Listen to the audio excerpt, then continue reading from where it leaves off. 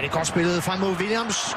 Og så er der mulighed for 1-0 her. Kommer og så får de udlignet i den samlede stilling til 2-2 her. Og hæver armen. Her kan man se allerede, at han ligger på den forkerte side derude. Opfatter ikke situationen hurtigt nok. Og det er Doris, som stikker den frem. Og afleveringen kommer på det rigtige tidspunkt. Og Ter Stegen kommer selvfølgelig fuldstændig på mellemhånd her. Det er også lidt solgt af sin bagkæde, men det der er heller ikke nogen dårlig aflevering, må vi sige, fra topscoreren. Nej, den ligger lige som den skal med den rigtige hastighed. Og når man så vælger at sparke den ind med højre yderside, så må det være, fordi ens venstre ben det ikke er alt for godt. Og lige i den her uge, altså for få dage siden.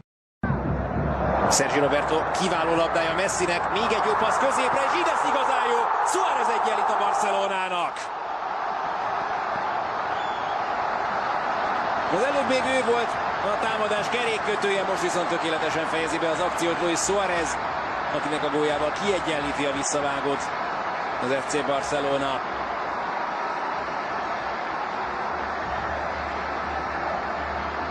A második félidőt egyértelműen jobban kezdték a katalánok. Luis Suáreznek köszönhetően pedig most már a gól is megvan.